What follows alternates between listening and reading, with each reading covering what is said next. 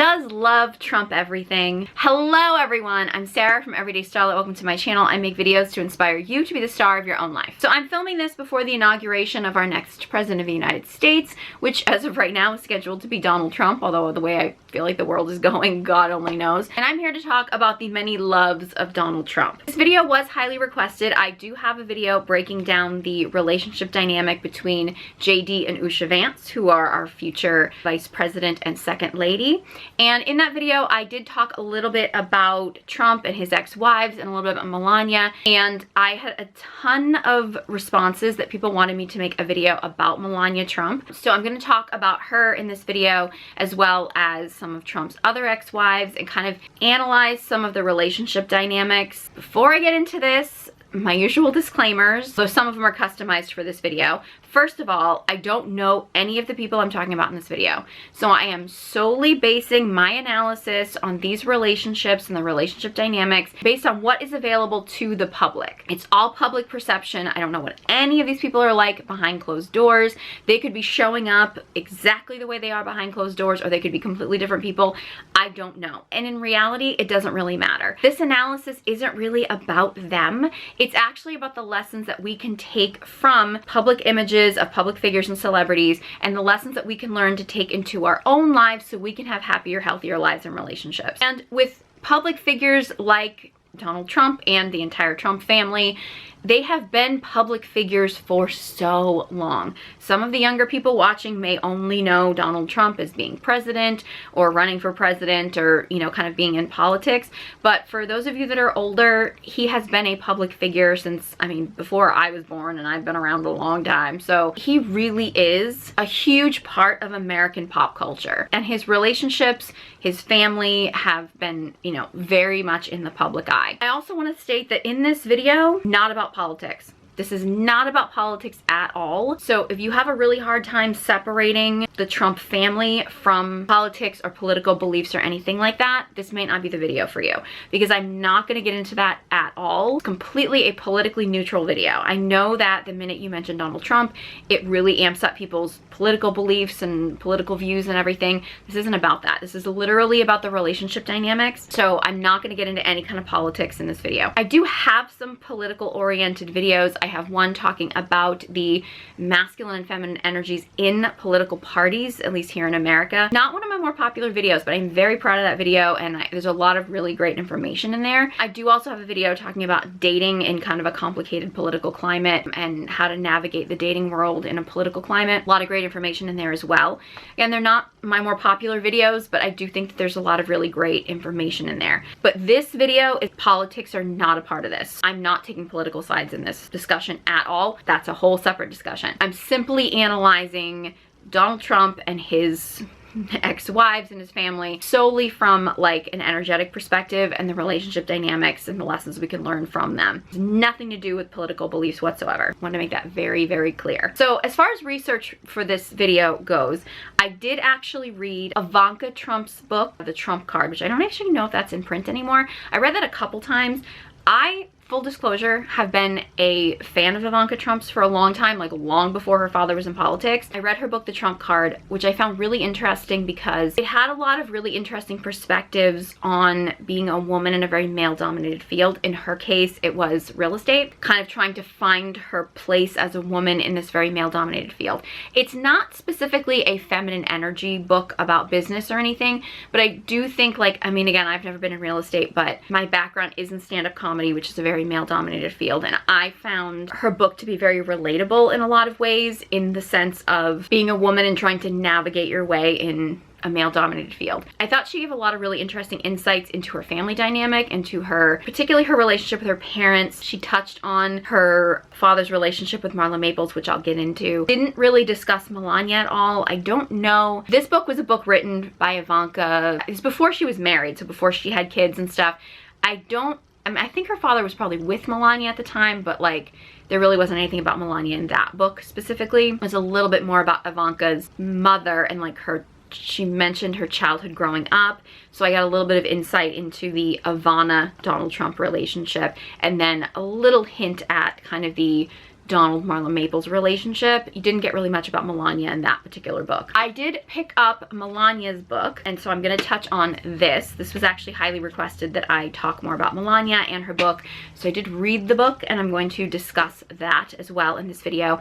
And I also, because look, the Trump family has been in the media and in the public eye for so many years. In fact, interesting fact, the Donald and Ivana divorce, when he basically had the affair with Marla Maples, and then Donald and Ivana split publicly. Like, it was the most popular magazine cover story of its time and held that place in pop culture history until the OJ trial. So again, for those of you that aren't old enough to remember, the Donald Ivana divorce was like huge. In my lifetime, it was probably like the first high profile divorce that I remember hearing about. I was pretty young when this happened, but I remember hearing about this as being like this huge deal that was going on, because it was a pop culture phenomenon in its day. Because Donald and Ivana were such an iconic couple of their time.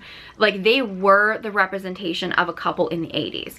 So they were very much in the public eye. So to do research about this, I actually did watch, I mean, I can't cover every interview and, you know, every piece of, you know, news information about such a public family, but I did watch some interviews with Ivana. I watched a few interviews with Marla Maples and things like that. I've seen some interviews with Melania, and I watched a few interviews with Trump over kind of the course of time where he's referenced his relationship. I haven't seen everything, so there may be things I say in this video that somebody might come up with clips that counteract something I say in this video, but I'm just kind of going by the information that I have seen. And again, like I said, this isn't really about them or getting like a completely, totally accurate representation of their relationships. I'm not a news outlet. I'm not a gossip channel. That's not what this is about.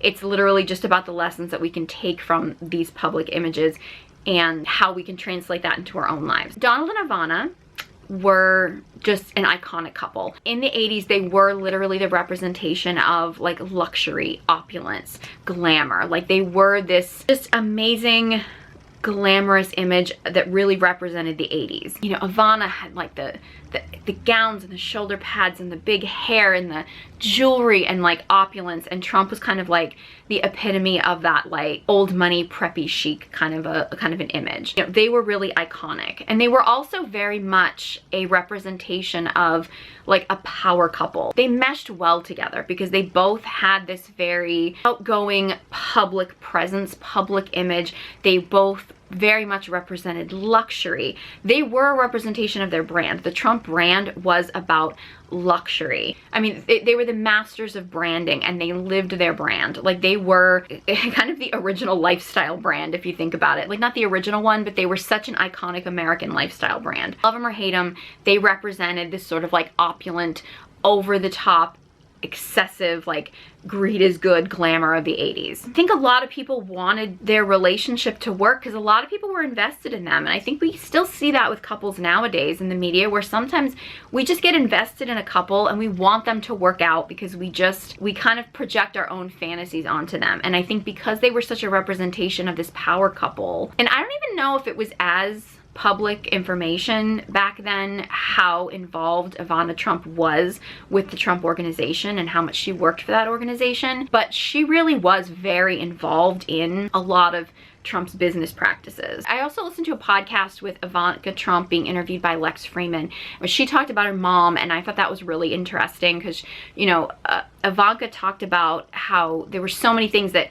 even Ivanka had to overcome being in a very male-dominated industry like real estate. But the fact that she'd seen her mother in that same industry so many years prior to that, and there were even fewer women in the industry at that point. Like, Ivana Trump was really a kind of a groundbreaker in business as far as women in business. And she was also somebody who very unapologetically was a woman in business. She wasn't toning herself down as far as her look and her image. She showed up as the glamorous Ivana Trump, but yet would show up and she meant business. At least this is the way it's been presented to us. The thing that I find really interesting about Ivana, and full disclosure, I really fell in love with Ivana Trump while I was doing this research. I have not read her book or books. I think she has a couple. But the interviews I've seen with her, she just has such a vitality about her. Even like in the interviews of Ivana, like the few years before she died, and as an older woman, she obviously had too much work done, which I think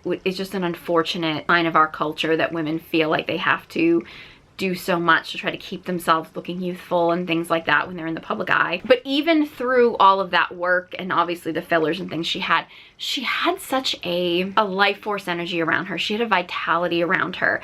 She just was she felt so authentic. She just seemed so comfortable in her own skin, and she seemed to have this like natural energy that came through her. And I really believe that it's that energy, it's that vitality, it's that life force energy that is true feminine energy. You know, people think of feminine energy oftentimes as being like this, you know, a certain look or a certain image, or dressing a certain way, or having a certain body type, or being a certain age or something like that. It's actually like a life force energy. And if you watch interviews with Ivana, like at every age in her life, she had this natural vitality that just flowed through her. And it wasn't her playing dumb, or wasn't her playing subservient. In fact, in a lot of the interviews where she was with Donald while they were married, she was very quick to shoot back if he made some kind of like a misogynistic remark. She'd call him a misogynist. Like, she would call him out. Like, it was very much a, you know, she didn't let him just walk all over her. Like, she was very vibrant. In fact, Ivanka even said in the interview that I watched with her that her mother was just very outspoken, and that her mother actually made her father look demure, if you can believe it. Like, Ivana was so authentically her. Again, in some of her younger years, I actually think as she got older, I think she got much more comfortable in her skin, which actually is ironic because she had so much work done, but I think she got more confident in being more outspoken. And I think that brought out a lot of life force in her. There was a video clip of her, and I'm pretty sure it was, I mean, she was younger, but I think it was after her divorce. And she did like it was an Inside Edition or some kind of a news thing where they had a reporter come in, and like Ivanka was cooking for her, and she said she was cooking goulash. Watching Ivana Trump cook, and the way she was cooking was so feminine, because it was so like she was kind of like always moving and always flowing. And she kept talking about like making this goulash, and the key to good goulash was like the good paprika, and she goes and gets the good paprika, talking about the sensations and how to make this delicious, and her just kind of like her vitality while she was moving in the kitchen and flowing and stuff. I say all the time, like, people think of like cooking as being like woman's work and things like that, whereas like it's actually the way that you approach an activity. You know, you can approach cooking, say, from a very masculine way, where, you know, you show up and you follow the directions and you go step by step by step by step by step. And like, cooking can very often be a very masculine minded activity, because it's very structured, and it's just about measuring and this and that. Cooking from a feminine way is more about like moving and flowing and feeling the sensations and taste testing and using this spice. I love to think about it like the masculine is the structure. It's like the recipe. It's the actual like structure, step 1, step 2, step 3. Feminine is actually about the flavors. It gives things flavor, and it gives things like life force energy, and that's the sensations, the sensuality, like that's feminine energy. It just, watching Ivana cooking was just, it felt so feminine. It felt like such a feminine way of approaching, you know, making a meal. And one of the things that like Ivanka had said about her mom in the interview that I watched was that her mom was so unapologetically her. She loved glamour, and she didn't apologize for it. Now, you don't necessarily have to be glamorous to be in feminine energy, because feminine energy can look different ways, but feminine energy tends to be about pleasure. It tends to be about, I mean, things that feel good. I would associate feminine energy with luxury, but luxury doesn't necessarily have to be expensive.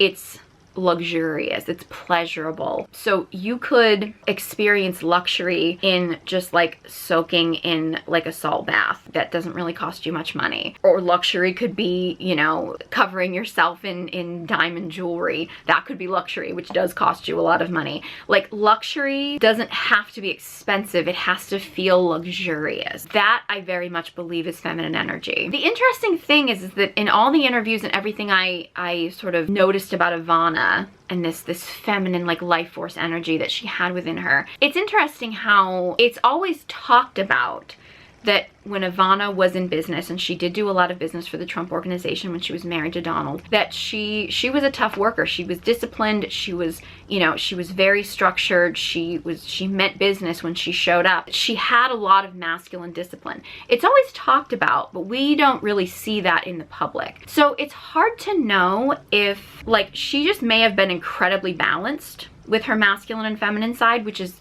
entirely possible. It's also possible that maybe she was just responding to the environment she had to be in, but it's hard to know if she really knew how to turn on and off sort of the masculine discipline and when she could go into the feminine side. Like, it's hard to know like how she worked that out in her personal life. In her public life, in her public image, she did represent herself with a lot of feminine energy and a lot of feminine vitality. I did find an interview with Donald Trump when he was talking about what he thought was the reason why his marriage didn't work with Ivana, which in reality was his infidelity, but I'm gonna get into the concept of infidelity in a minute. But from his perspective, he thought it was a bad idea to have his wife work for him and work for his company, and that he believed that that was a big reason why their marriage didn't work. And he kind of referenced the fact that Ivana had a softness to her when they met, and then as they were together and she was working for him, you know, she had to have this sort of like hardness, this sort of like combative way about her in her business life. He didn't really say with him, but like he witnessed that side of her, and he says she does still have her softness, but he kind of felt a little bit like she lost some of that. I'm paraphrasing the interview, but that's a common issue in marriages. It's hard to know like really what their dynamic was in their personal life. The fact that Ivana was obviously shifting from being in her masculine energy and being in her feminine energy, it's hard to know how she really worked that out in their marriage. In many of the interviews with both Ivana and interviews with Donald, you did really get a sense that they would often refer to each other, and this is while they were married and also like after their divorce, they kind of referred to each other a lot as true partners. I believe that Donald Trump was famous for saying one time that he felt like Ivana was like the female version of him. I'm gonna go out on a limb. I honestly think that Donald and Ivana were kind of soulmates. Like, I think that there was a connection there with those two that I just think was very powerful. But there's a problem with the power couple, and I get that the power couple sounds really appealing, but it's very, very tricky and it's hard to make that work. There's a lot of reasons for that, but it's very difficult to maintain a romantic relationship and a sexual polarity in a relationship when two people are working together. And a lot of that is because you tend to need a lot of masculine energy when you are working together and when you're in the business world. It's the world we live in. So when couples are spending a lot of time and they're both in their masculine energy, they can get a lot done together. Like, they can actually achieve a lot of things together. But it gets really, really difficult to then go back to the sexual attraction. And you can't have like two masculine energies and two feminine energies are not gonna sexually attract. You need a masculine energy and a feminine energy in order to sexually attract. Think of it like magnets. Like, if you get the same energy, they're gonna repel. If you get opposites, they're gonna attract. You know, I'm of the belief, I know there are some people in kind of like the masculine feminine polarity community that think that you have to like constantly maintain the sexual polarity. I don't really believe that, because I don't think that's really feasible for most people in society today. But you're gonna need to, if you want to maintain a sexual attraction to each other, you're gonna need to maintain the sexual polarity at least, you know, a significant amount of time, or else you're just gonna lose attraction for each other. When you get couples that become this like power couple, oftentimes they end up both in very masculine energy, and then they tend to not be able to sexually attract to each other. And the reality is that typically, because most women are going to be feminine at their core, it's gonna fall on the woman to try to shift into that feminine energy. I'm not saying it's not possible. It's totally possible for women to be able to shift from masculine to feminine energies, because we all contain both energies. But that constant shift for a lot of women is going to kind of be draining. And there are a lot of men who just have a very hard time accepting the concept of a woman when they've spent the day with her in very masculine energy. Even if she does shift into feminine energy, he may have a hard time getting back into seeing her in her feminine energy, which is partly on him in that situation. I don't know. I'm not a big fan of couples working together, and I say this as somebody who grew up in a household of parents who did work together, and I can tell you it can cause a lot more problems than it's worth in many cases. You have to have like really strong boundaries around work life, and it's a tricky situation to balance. And that actually brings me into kind of an interesting tangent, because Donald Trump is very much, I think, a symbol of a certain generation. He's very much a boomer. I'm not saying that misogyny is appropriate, but I think he has about the average amount of misogyny for somebody from a boomer generation. Most of the men that I know that are from that generation have a certain level of misogyny. They're not like insane misogynists, but they have a certain level of misogyny that probably is normal for where their generation fell in the women's rights feminist movement. Not justifying misogyny here. It's interesting. I had a discussion with a guy I worked with years ago who was, age-wise, he was a little bit younger than, well, he was probably in the boomer generation, but he was the younger boomer. He was single and trying to figure out why he was still single and why he was having trouble with dating and things like that. And he had read this thing about men of his generation and how a lot of men from that generation had been raised by mothers who were very Betty Crocker, Susie Homemaker, you know, very traditional housewives. But the women that were their peers, like in their age range, that were the ones they were physically attracted to because they were in their age range, were very much women of the feminist movement. They were, you know, women who wanted careers, and they were the strong independent women and things like that. So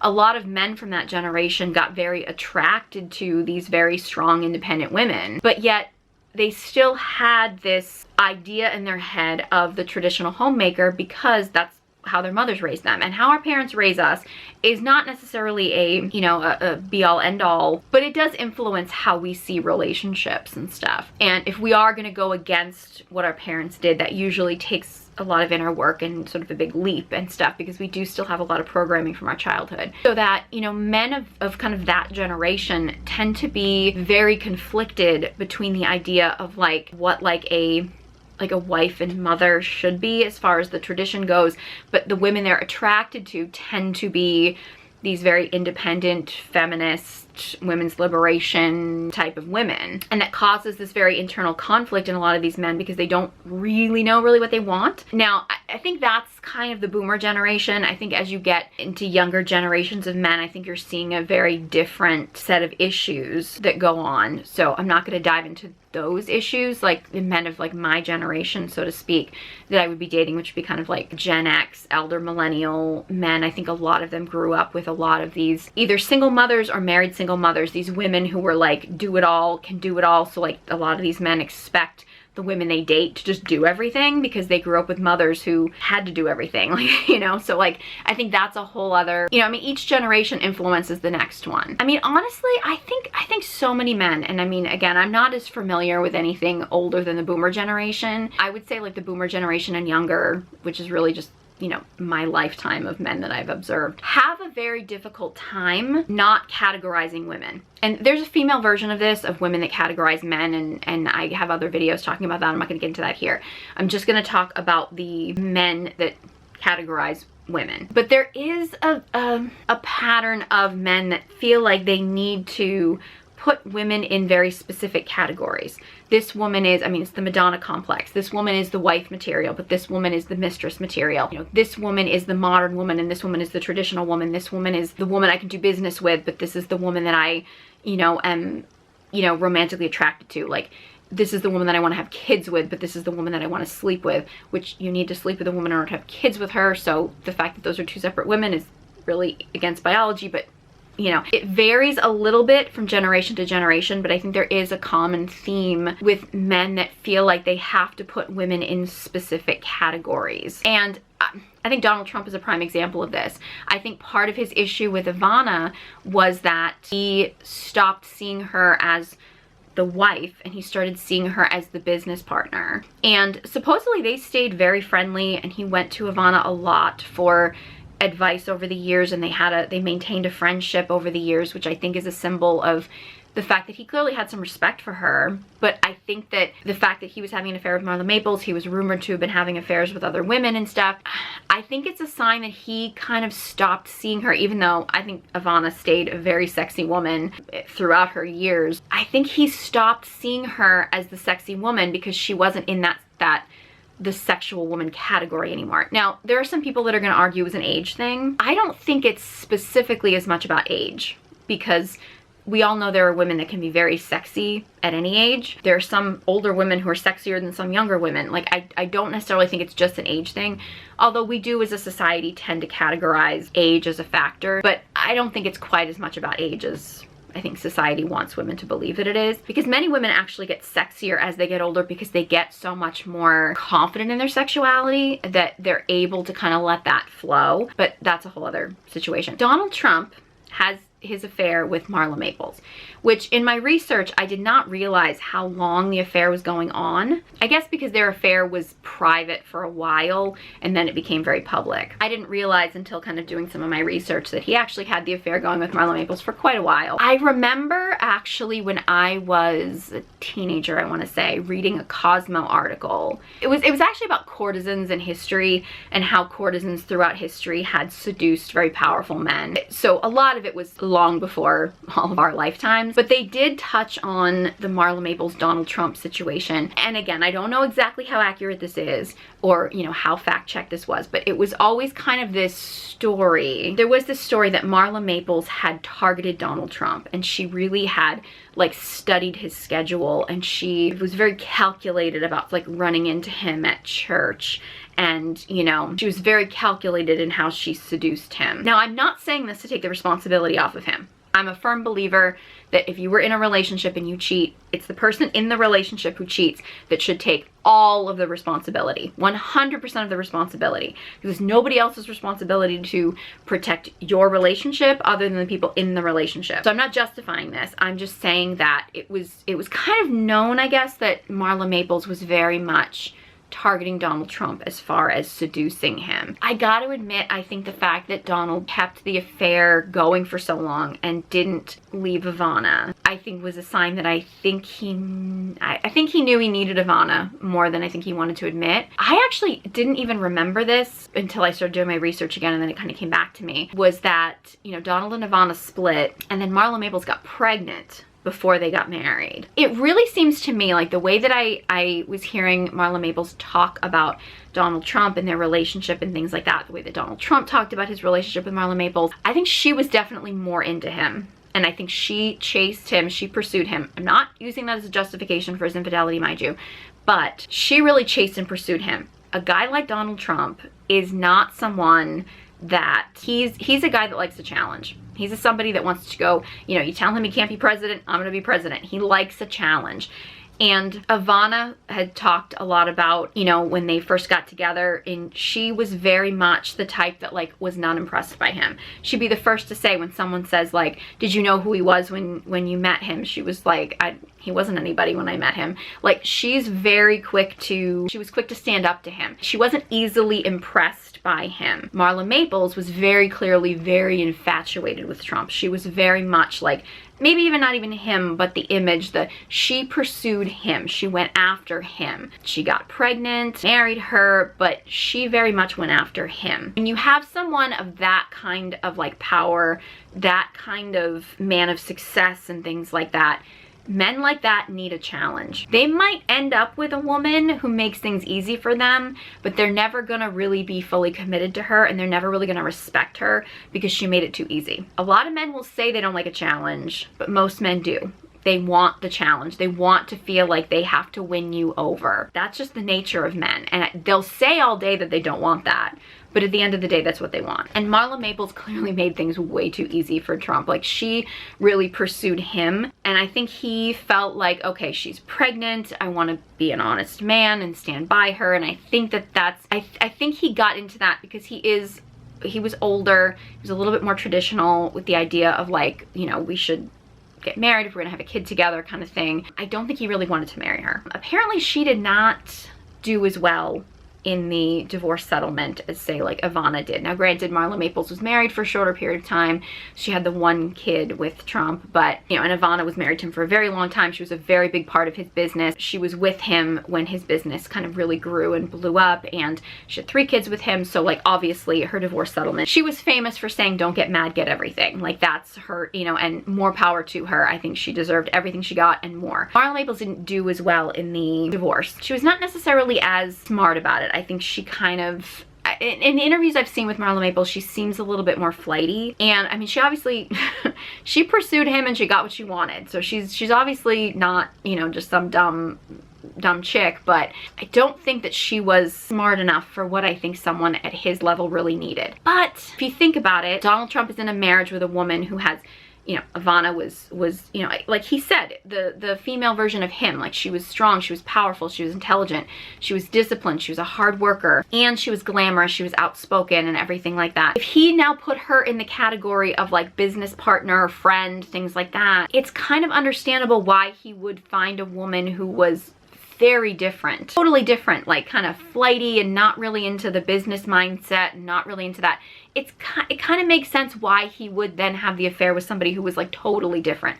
Not justifying infidelity, mind you, but it does kind of make sense. Now, there was a story in Ivanka Trump's book, The Trump Card, that she told about Marla Maples. I think that the point of the story that I think Ivanka was trying to tell was how her father was so into being on time. Like, that was a value that he had instilled in his kids. It was a value he instilled in his life. Like, he believed in people respecting his time and him respecting other people's time, and he really believed in like being on time. Ivanka told the story about she was on a plane with her dad and they were waiting for Marla Maples to show up before the plane took off, and she was late, and she was notoriously late. He said at, you know, such and such a time they're leaving, whether Marla's there or not, and that Marla Maples, like, kind of like a car pulled up and she was getting off the tarmac and stuff, but it got to be the time that the plane was supposed to leave, and Donald's like, go, take off. He just called for them to take off and like left Marla Maples on the tarmac, just sort of standing there watching the plane go away, and like that Ivanka was like, Dad, come on, she's right there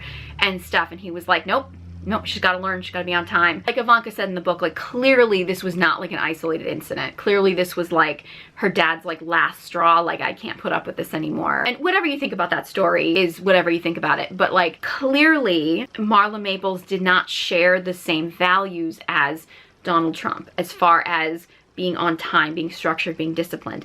Ironically, it was very likely her lack of those things that made her different than his wife at the time, Ivana, who was structured, disciplined, all those things. It was likely Marla Maples' kind of like flighty, all over the place quality that made her an appealing mistress, but not someone that he could tolerate as a wife. And this is actually where it gets into a lot of the issues, and I'm not necessarily saying that Trump has ever said this, because I've never personally heard Trump say that like women are too masculine nowadays or anything like that. I'm not saying that he's making red pill content or anything like that. I know a lot of red pill people support him, but like, I haven't heard him spewing a lot of the red pill rhetoric, so I'm not saying that he is. But that is a common conflict in a lot of kind of like these red pill manosphere content creators that I don't think that they fully understand, because a lot of these guys are expecting women to have masculine structure, masculine discipline. Like, they're expecting women to be essentially a masculine energy person in a relationship, because anytime that they are more feminine, they're more flowy, they're more,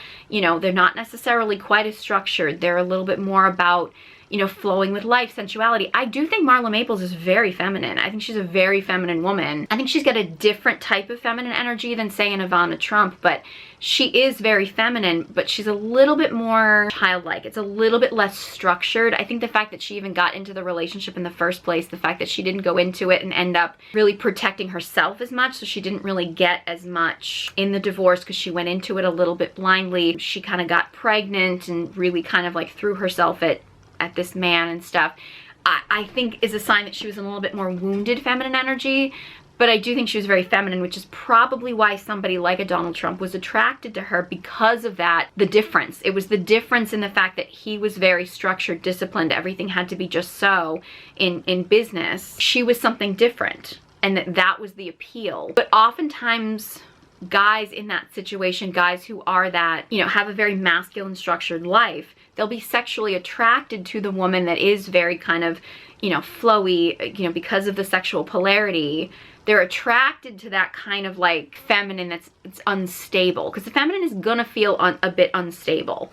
The feminine is not going to be very linear, because the feminine is kind of flowy. I'm not saying she's irresponsible. I'm not saying that women can't have structure and discipline, but the feminine tends to be much more in flow. It's more chaotic. So men who are very masculine, very structured, very disciplined, very focused, they're going to have a lot of sexual attraction to the chaotic flow of the feminine. But that chaotic flow is going to disrupt the masculine structure and focus. If a masculine man is not grounded and rooted, like if you think about it, like I use the analogy all the time, like the masculine is like the tree rooted in the ground, and the feminine is like the wind that's flowing through the tree. And the masculine can kind of bend with the tree a little bit. If the feminine is like too chaotic, she could either break the tree in half, which some women can do to a lot of men nowadays, or if the masculine isn't rooted and grounded in the ground enough, that chaotic flow is going to knock the tree right over. The more feminine and flowy and chaotic a woman is, the more grounded and masculine the man has to be. If a man who's very masculine and structured, but he's not really rooted and grounded in that, he won't be able to handle the chaotic flow of the feminine. The problem is that men who have a lot of masculine structure and discipline in their life are going to be very attracted to the chaotic feminine, but that woman's never going to be his piece. Right?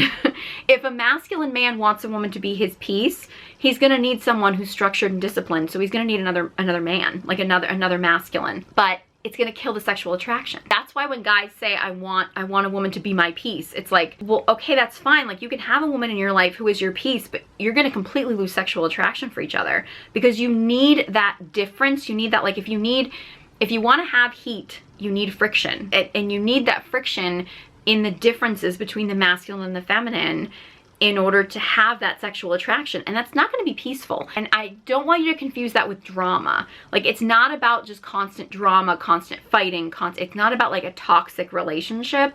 It's about the differences in the masculine and the feminine, because they're not the same. And unfortunately what happens is a lot of men who either are masculine or want to be masculine, or want to be seen as masculine, or are trying to be masculine, they can't accept that the feminine is different. They need a woman that's just like them, but then they don't realize that if they get a woman who's just like them, they're going to complain that she's not feminine, and they're going to complain that there's no sexual attraction. When it's like, well, okay, but in order to have the sexual attraction, you need a woman who's actually in her feminine energy, which means she's not going to be just like you. She's not going to have the structure, the discipline, all that kind of stuff. She's going to be more in flow. She's going to be more sensual. She's going to be more chaotic. You know, I mean, that's the nature of the feminine. The feminine is nature, and nature is beautifully chaotic and stuff. So if you want a feminine partner, she's not going to be peaceful, because that's not what feminine energy is. And so I think that's where the trouble was in that situation. You know, you have a Donald Trump who, you know, how healthy masculine he is up for interpretation.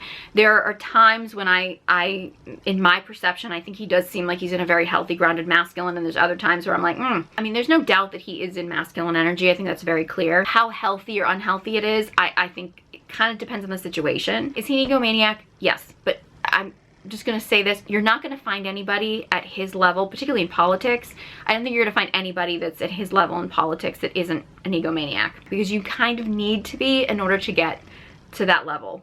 Like, I don't think you can get into politics, particularly running for president, without having a certain level of like egomaniac quality to you. I'm gonna get into Melania. I had a lot of people requested I talk about Melania. Okay, I figured that, you know, I had observed Melania just sort of in the media and everything. I think she's very stylish. I think she's very chic. I think she's very classy the way she carries herself, but I didn't know a ton about her. So it's interesting, when I mentioned in the video that I did about JD and Usha Vance, and I asked if people wanted me to talk more about Melania, and I was considering reading her book, I had a lot of people that said they wanted me to talk about her, and I figured reading her book I would get a lot of insight into her, and I'd have a lot of things about her to talk about. That did not happen, unfortunately. I kind of understand why people were so interested in me talking about Melania, because I do think she's fascinating, but one of the reasons why she's fascinating is because she's so private. And after reading her book, I I feel like I know a little bit more about the timeline of events, and I know a little bit more about her. But if any of you have not read her book, Melania's a very private person. I respect that. I do. This is not a criticism of her at all. I respect that she's very private. But this book felt like it was written by somebody who wanted to stay a very private person, but had to write a book. I really did not get, I don't want to criticize it, but this was not a very engaging book. It felt very much almost like a textbook, and I didn't feel like I was getting like how she was feeling about things. Like, you know, I felt like maybe this book was gonna give a few insights into the cracks behind the wall that she kind of puts up. And the book still felt very guarded. One thing I will say about the book, you know, a lot of books like this will have a little section that has photos and stuff.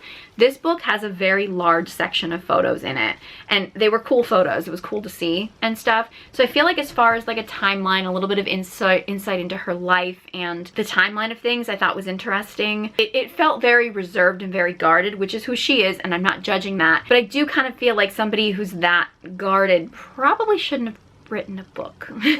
Because again, as much as, you know, I think she has every right to be private, I did feel like the book suffered because she was still keeping that wall up. There were certain instances, I think, that were controversies in the course of her time as a public figure that she touches on in the book, but I don't really feel like you get a real story. Like, you get a little bit of clarification, but not much. You didn't get a lot of like how she felt about some of these things. Like, she's obviously, it's a book written by somebody who's very guarded, which again, I don't judge her for being guarded, but it does kind of feel weird to me that she wrote a book considering how private she still wanted to be. Now, I have heard people say, like online and stuff, people have been like, oh, Melania's Slavic and she just doesn't show emotion, and she, you know, she's serious and she's reserved because she's Slavic. Technically, so was Ivana, and Ivana was like very outgoing and like she had that very vibrant personality. So I don't like to pin it on it just being a cultural thing, because I think it's a personality thing. I think, you know, someone like an Ivana is just very outgoing and very outspoken, and Melania is just,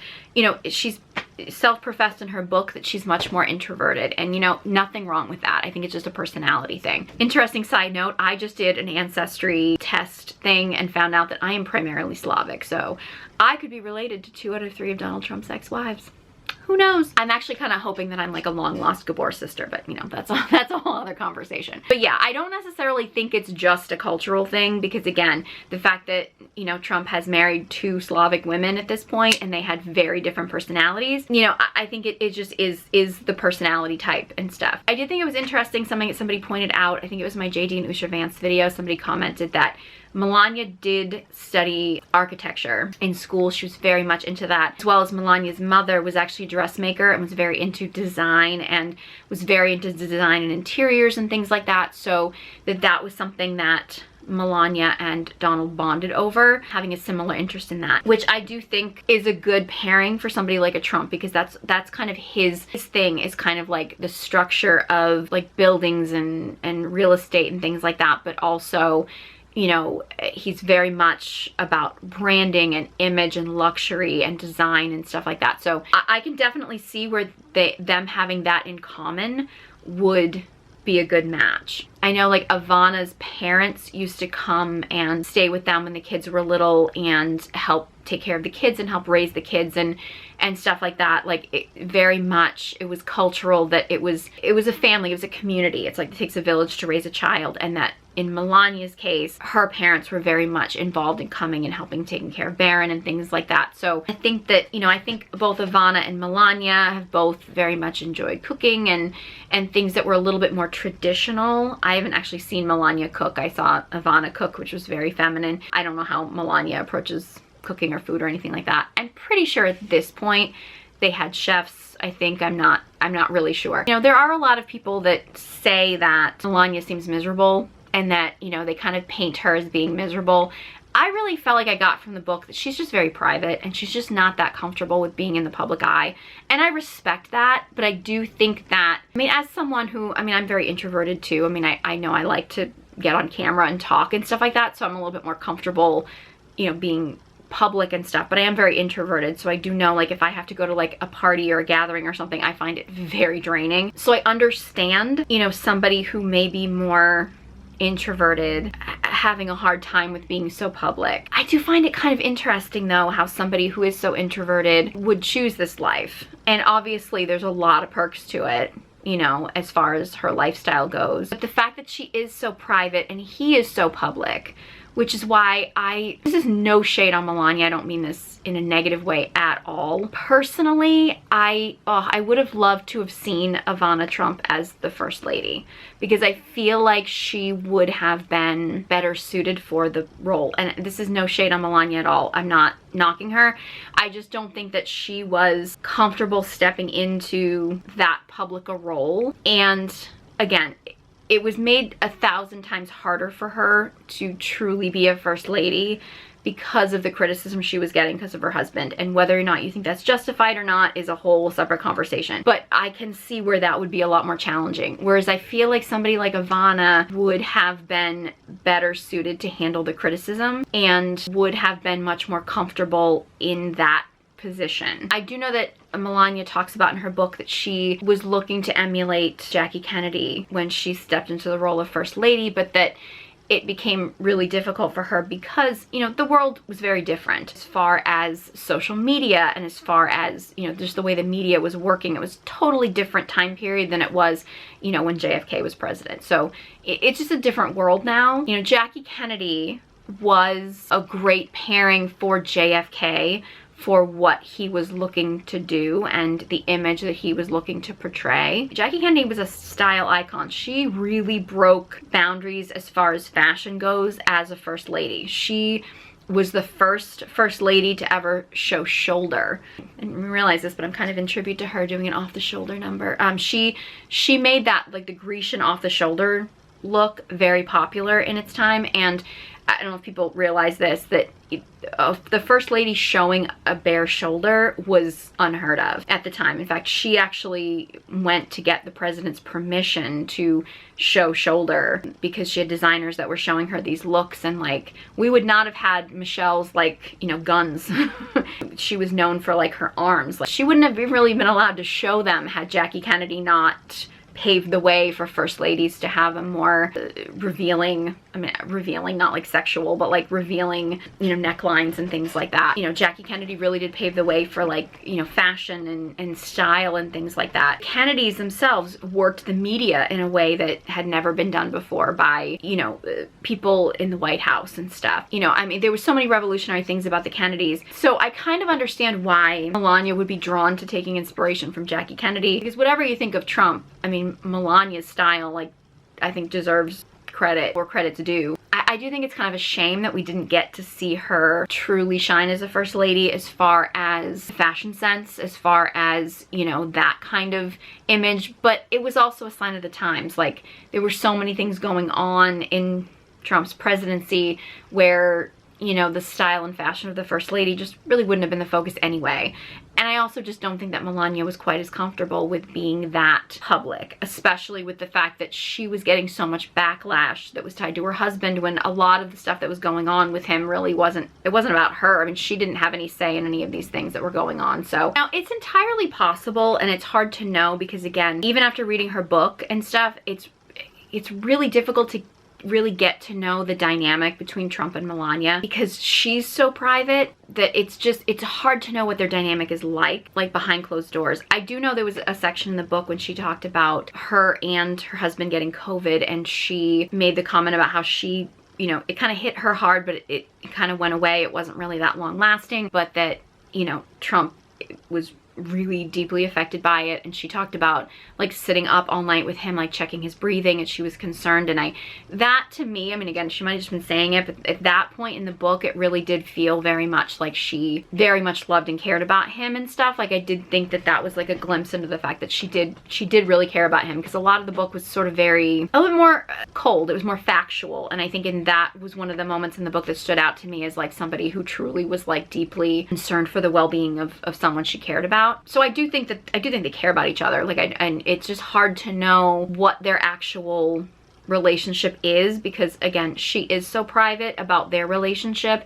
And, you know, I also think that, you know, Trump isn't quite as public about his personal life and stuff. He tends to be much more public with his professional life. And possibly one of the reasons why he's more private with his personal life is because he has been so public in past relationships with his personal life, and some of it could be that he's just learned that it's just better to keep that stuff more private. Some of it could be that he's just respecting Melania's desire to keep things more private. We don't really know. It'd be a combination of both. But it's really hard to get a sense of what Trump and Melania's relationship is really like. I think that Trump kind of was drawn to Melania because she had some similarities to Ivana, but yet she was also more private. She didn't want to get involved in his businesses, which is something that he has said he felt like was a problem for his relationship with Ivana. So I think with Melania, he was kind of trying to see if he could kind of recapture some of what he had with Ivana. And they're obviously still together and they've stayed together. Obviously, he realized that a Marla Maples type was not really what he could deal with as far as being married to. Melania is obviously much more responsible and structured. The thing is that she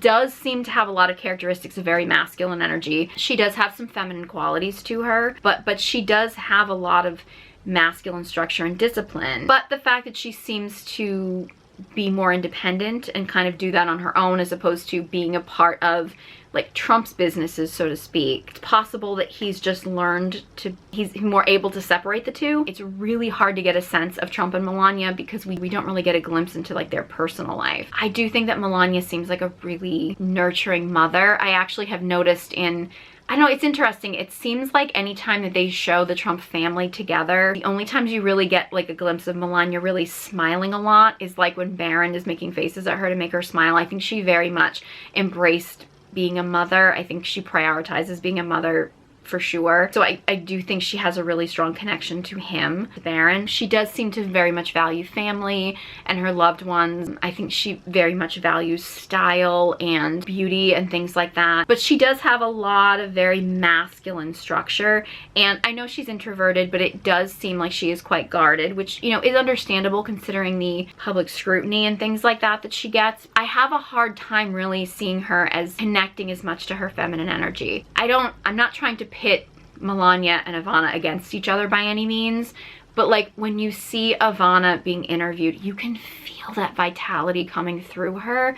Melania is much more guarded. She's much more closed off, and I'm not saying that she doesn't have that within her. It's just publicly we're not really seeing it, so it's hard to know what she's like behind closed doors. It does seem like Trump has a very hard time, like many men today, with separating. Like, he has a hard time not putting women in categories. That's a big problem for men because feminine energy it has so many different flavors. It has so many different archetypes. A lot of times men think that they need a whole slew of women. Like, one of the problems with men having affairs, and I'm not going to touch on a lot of the court cases and the court drama because that's like a whole rabbit hole, and I'm not really educated enough on all those cases in order to go down that path. There is a drama around Trump and visiting a prostitute. We know of one. We don't know if he's visited others. I don't really have any respect for men that see prostitutes.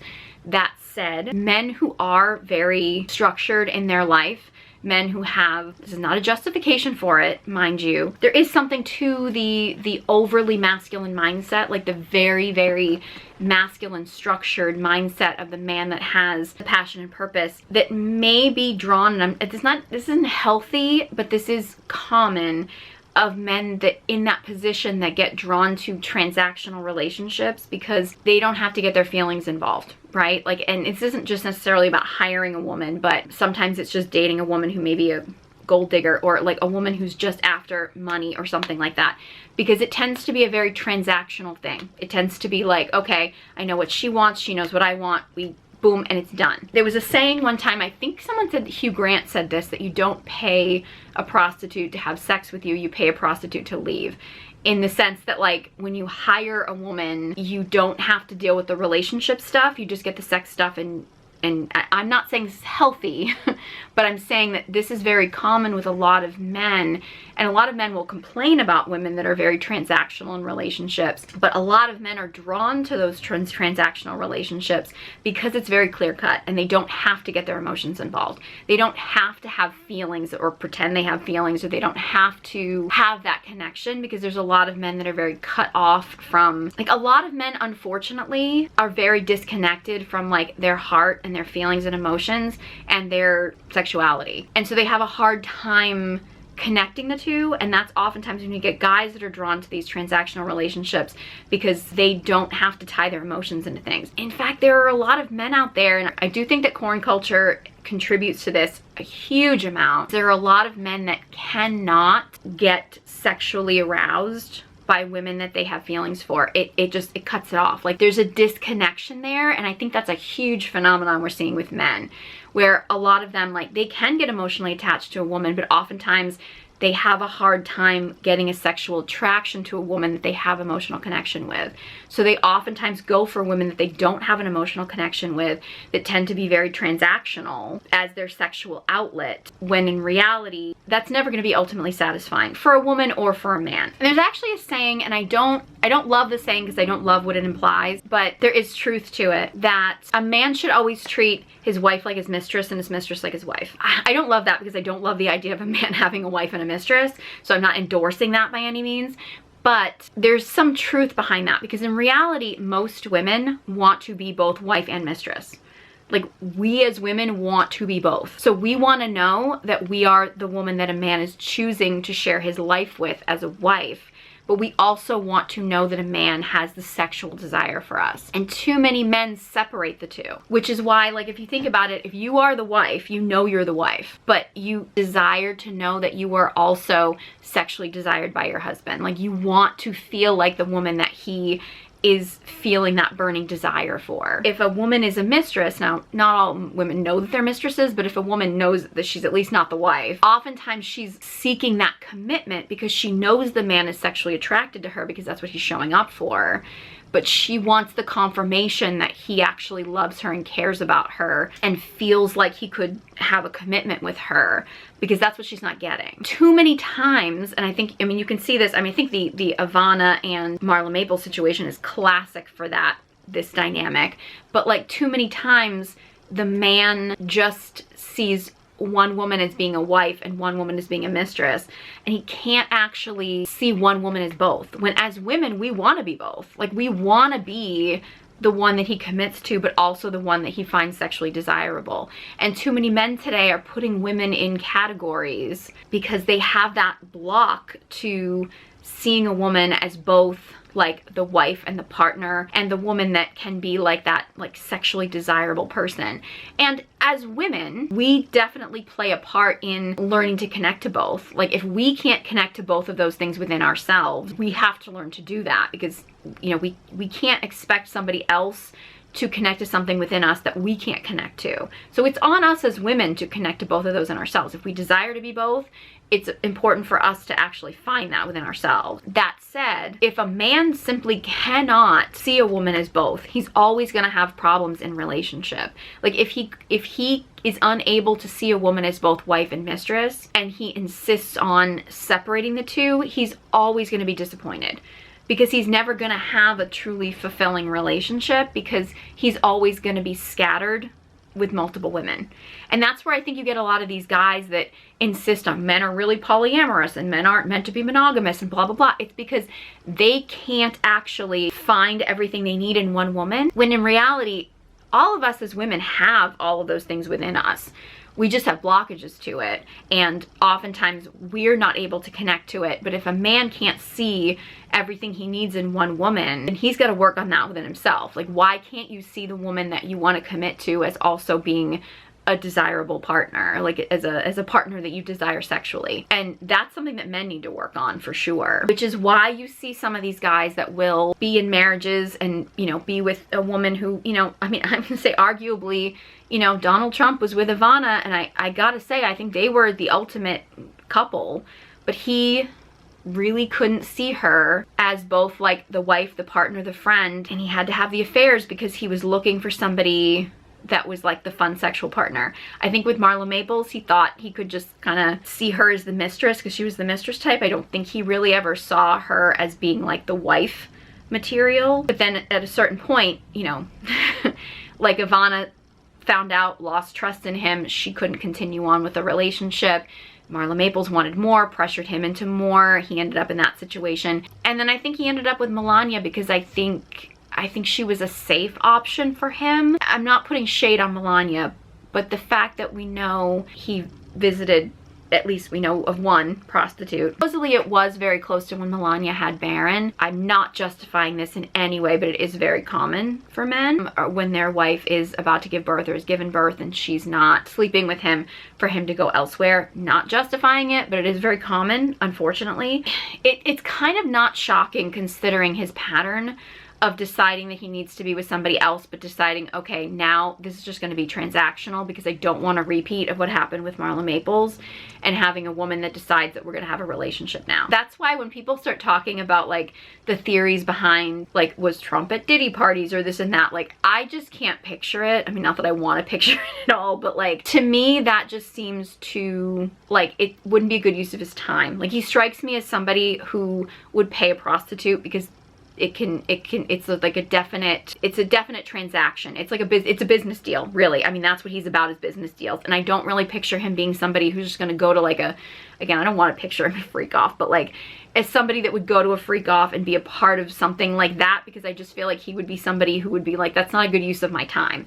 Like a good use of my time is like, if you are gonna be involved in something, a sexual scandal or something, it's gonna be like, here's a straight up business transaction and then it's done type of thing. I'm not justifying it, but I'm saying it does make a certain amount of sense for his personality or what we know about his personality. You know, I do see a lot of common themes in things from like the boomer generation. I think he's very typical boomer as far as some of the things that he says and some of the things that he does as far as the way he talks about women. Like there was an interview with Ivana and Donald where he made a comment about like, well, Ivana just does everything I say and stuff, and like Ivana kind of looked at him and just sort of like, ugh, misogynist, and you know what I mean, and like he kind of chuckled, and it's hard to know like if he was making a joke, because I do know like a lot of people, like his kids and stuff, have said like he's very funny. Like his mom was very funny and always making jokes, and I actually think that he liked the fact that Ivana would stand up for herself with him. I think that was like, I think he liked that dynamic, that back and forth. I think Ivana was like a strong enough woman to not let him walk all over her, particularly the fact that she did so well in the divorce, and like she said, she didn't think she got as much as she deserved, but I don't think anybody ever really thinks that they do in the divorce. But the fact that they managed to maintain a friendship and stuff, like I really do think that those two just had a very special bond. Unfortunately, I think that they just couldn't make it work because of, you know, I think a lot of it was a sign of the times. You know, again, she was actually a very modern woman. She was feminine, but she was also very modern and progressive in many ways. And you know, that generation had a very difficult time figuring that stuff out. And again, that's not a justification for, you know, his behavior of infidelity or anything like that. I think it's just an explanation. Like that's something that was difficult for people of that generation to figure out. And I gotta be honest, I think it's only gotten worse as time's gone on, because you know, each generation tends to kind of put that generational trauma on the next generation. Kind of feel like, you know, Donald Jr., again, I haven't dug into his relationship too much, but like he had a wife, had a bunch of kids and everything. All of a sudden he had the affair with Kimberly Guilfoyle. I don't know if that was officially an affair. I don't really know the timeline of that, but like he was with her, he was engaged. I kind of feel like she was a little bit of like his Marla Maples, of like he had the affair and felt like he had to legitimize it by getting engaged to her, but he didn't really intend to marry her. And now he's kind of being seen with a woman that's a little bit more, like she looks a little bit more like his ex-wife, like is a little bit more like his type, and supposedly Kimberly Guilfoyle's out. Again, I actually didn't even intend to talk about them in this video, so I did not do a ton of research on that. But it does feel very much like he had an affair with somebody who was different than his wife because he wanted something different, because again, he probably was putting his wife in a certain category and was looking for a woman that he could fit into the mistress category, and got caught and then was like, okay, now I have to make this legitimate. I honestly think that that's what happened to Bezos. I think that happens to a lot of powerful men. I think, you know, Bezos had the wife, they were sort of a power couple and everything, and you know, he had the affair with, I mean, his now wife. I think they're actually married now. Oh my god, I forget her name, but you know who Jeff Bezos' now wife is. Like she's the epitome of a mistress. Like she is the epitome of a mistress. And I think he had the affair because she was somebody totally different than his wife and got caught and then had to try to make it legitimate and try to make it look like, oh, she's not just my mistress. No, he's gonna make her into a wife. But the reality is, once she becomes a wife, guys that have that Madonna complex where they have to categorize the wife and the mistress, they're never gonna truly be happy, because once they make the mistress the wife, she'll be the wife now, and he'll have to go and look for a mistress. And there is a female equivalent to that for sure. I'm not gonna get into that in this video, but in this case, I'm talking specifically about that dynamic when it comes to men. The more that they keep putting women in these categories, they're never ultimately gonna be able to find a fulfilling relationship, because they're not going to be able to find everything they need in one woman, because they're blocked to being able to see everything that they need in one woman. I'm not saying that women aren't partially contributing to that, because for a lot of us women, we tend to categorize ourselves as well. We need to learn to connect with all of the different parts of us, you know, the maiden, the mother, the lover, the wise woman, the wild woman, the queen, the huntress, like all those archetypes. I have a lot of videos talking about the feminine archetypes and the dark feminine archetypes, which the dark feminine archetypes are kind of my favorite. But if you do want to learn to connect to your feminine archetypes, I do suggest you check out the Dark Feminine Energy Guided Journal, because that, for women, will absolutely help you connect to those archetypes and really be able to embody all of those things within you. I'm not saying you should do it just for a man. I think you should do it for yourself, because I think as women we'll be more satisfied if we connect to all those archetypes. If you are feeling a desperate need to connect to those archetypes for a man, I suggest you check out my Recovering Pick Me Girl Energy Guided Journal, which will help you with that. I think it's a beautiful thing for women to do for ourselves, but you know, for men, if you can't get over that Madonna complex of only seeing women as either like the wife or the mistress, you're never going to be able to have a fulfilling relationship, because you're just going to keep jumping from woman to woman, because you're just going to keep moving women into different categories, and you're not going to be able to find everything you need in one person. Again, I realize that Trump is a very polarizing figure, but again, I wanted to look at this strictly from a relationship, like public image relationship dynamic, and take the whole politics issue completely out of this. For some of you that might be harder than others. For me, I mean, because he's been such a public figure for most of my life, not as a politician, it was a little bit easier for me to do, because he's only been a politician in my mind for the last few years. Love to hear your thoughts. Please keep them respectful. So leave a comment below if you have any thoughts on this topic, or if you have any other topic requests, any, you know, other topics you'd like me to dive into deeper and things like that. I have a lot of exciting things coming this new year. I'm excited to share with you as they come about. So be sure you subscribe, like the video. Any engagement on this video really does help boost in the algorithm so more people can get this message. Again, check out my guided journals, details in the description box below, along with links to all my social media accounts. Thank you so much for watching, and I hope you join me next time.